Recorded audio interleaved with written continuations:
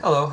Something interesting happened to me today, and I wanted to share it with you guys. I am not the best witnesser.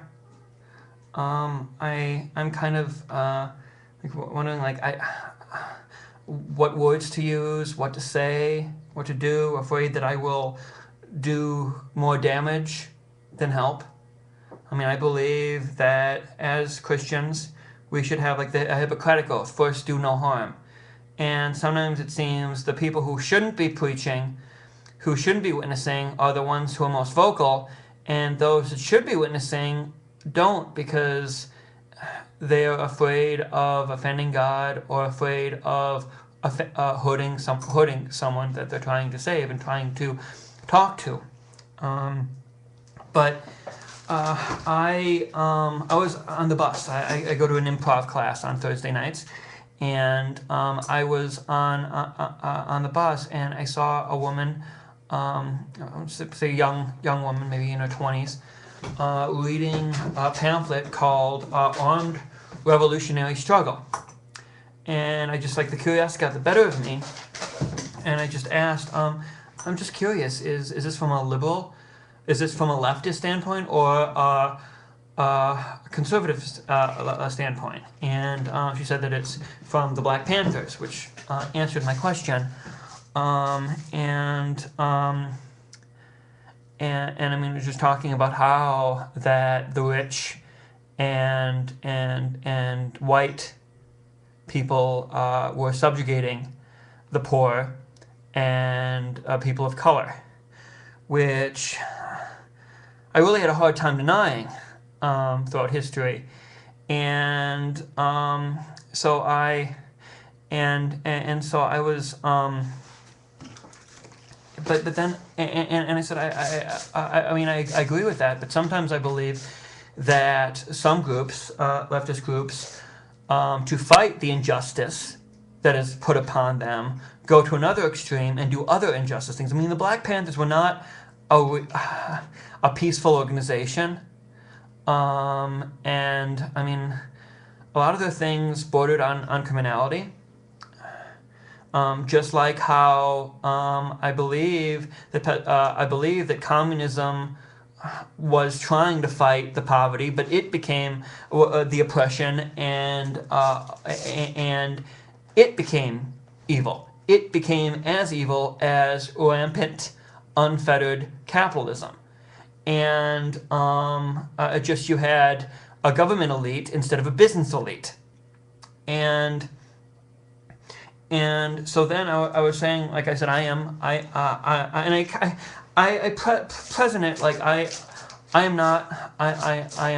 a Christian, but I'm not one of those who force my faith on others.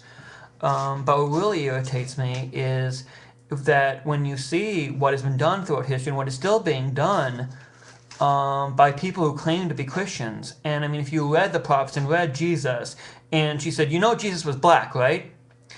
And I mean, I don't know. He might have been. I personally think that he looked Jewish. He would look Semitic, like natives of Palestine would look. And sometimes I think this black ideology that the Jews and Jesus were black, so thus the real true children of Israel are black, is just as ideologically unsound as the Christian identity movement. That the lost children of Israel are the Anglo-Saxons, the whites, and they're the only true children of God. And so we went on kind of a tangent here, and talking about, I mean, what we did with just America here now. Because all other, like the conquistadors in Spanish America, etc., what Belgium did to the Congo and other European nations did to Africa, etc. I'm just talking about America here. I mean, what we did to the Native Americans was, one, not Christian, and two, brutal. And three, I mean, you may debate whether it was genocide or not, but it was very close. And it was done by people who were professed believers of Jesus Christ.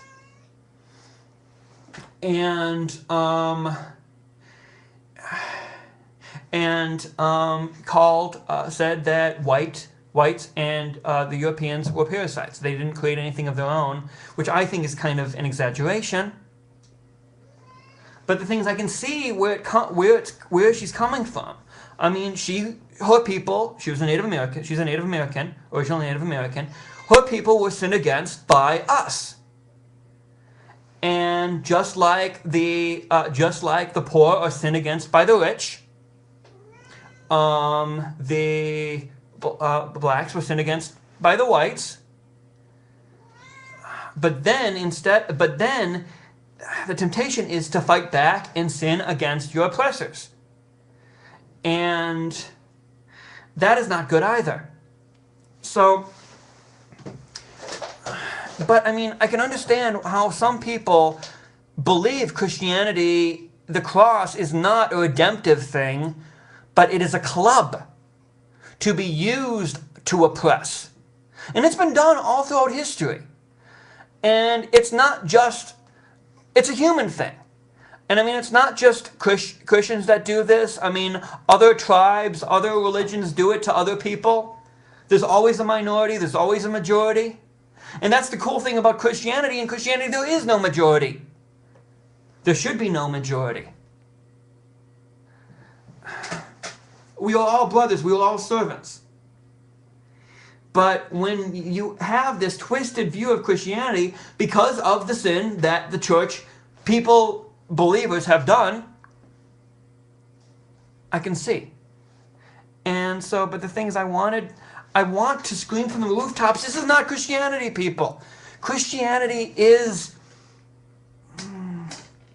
the fact that we don't have to live in this sin anymore.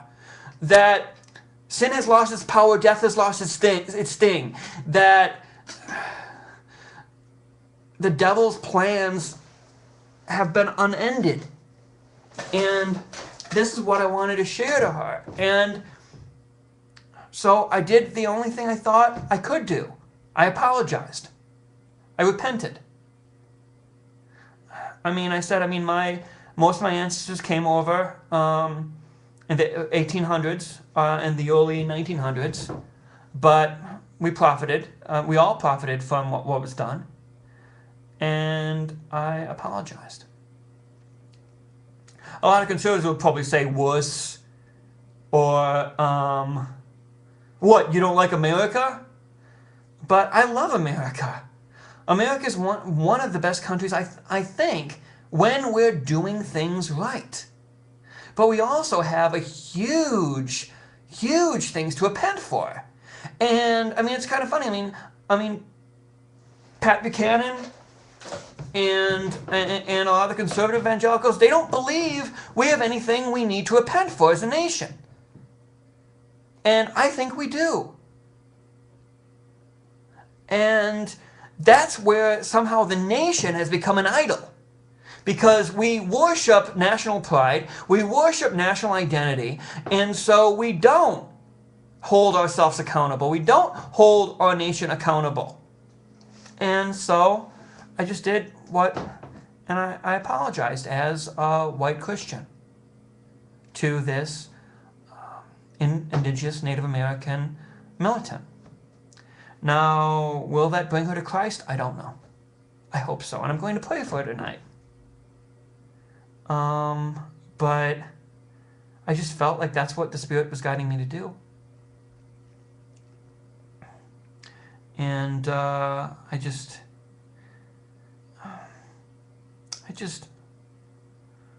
love God. I love Christ. I love His church. And I'm even trying to love the people who have done terrible things in His name. I keep trying to say, forgive them, Father, they don't know what they're doing, but the sad thing is they should know what they're doing. And so, just think, it is not a sin. It is not a weakness to apologize. It's not a weakness to repent. It's humbling. And maybe if more of our politicians and more of our leaders and more of our religious preachers apologized and repented for corporate sins, we would be in a much better place in the eyes of God. God bless you.